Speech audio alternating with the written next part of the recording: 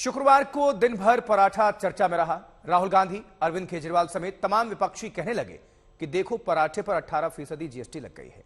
लेकिन यह कौन सा पराठा है? क्या वही जो हम और आप अपने घर पर पकाते हैं, रेस्टोरेंट, ढाबे या किसी होटल में खाते हैं? सच्चाई बताती रिपोर्ट देखिए।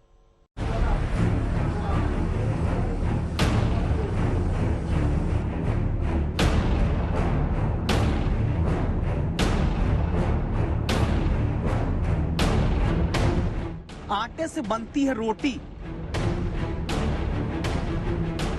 और आटे से ही बनता है पराठा।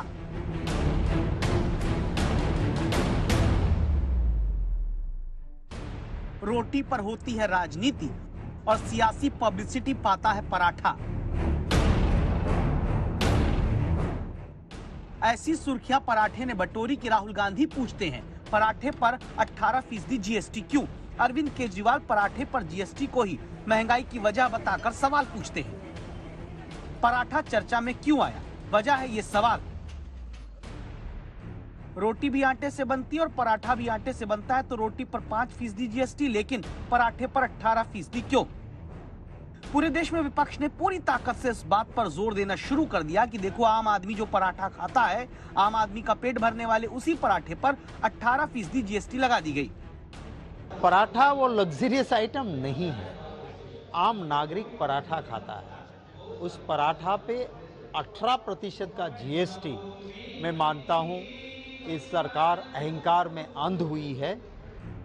इन बयानों को सुनकर आपको भी लगेगा कि आप जो आलू का पराठा, मूली पराठा, गोभी पराठा, पनीर पराठा होटल, रेस्टोरेंट, ढाबे पर खाते हैं, उस पर ये 18% जीएसटी लगी होगी। लेकिन नहीं, पूरी कहानी समझिएगा।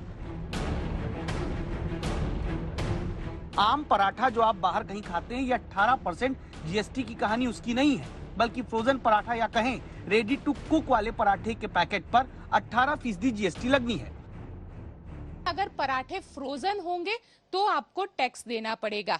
जी हाँ, ये जो पूरा मामला है, ये पूरा मामला जो है वो गुजरात की appellate authority of advance ruling के जरिए रेडी टू कुक पराठों पर 18% जीएसटी को का जो फैसला है उसे मंजूर किया है। दरअसल अहमदाबाद की कंपनी वाडीलाल इंडस्ट्रीज की दलील थी कि रोटी और पराठा दोनों आटे से बनते हैं, तो रोटी पर 5% और पराठे पर 18% जीएसटी क्यों? गुजरात की appellate authority of advance ruling यानी AAAR ने कहा पराठा रोटी की तरह नहीं, पराठे में आटे के साथ दूसरी चीज भी मिलाई जाती है, ये प्रोसेस्ड फूड है, इसीलिए इस पर 18% जीएसटी लगेगी। रेडी टू कुक पराठे के पैकेट पर 18% जीएसटी की बात हुई है, लेकिन जीएसटी को लेकर सियासत ने ऐसी आंच विवाद की बढ़ाई जिसमें लगा कि सारे पराठे महंगे हो गए हैं।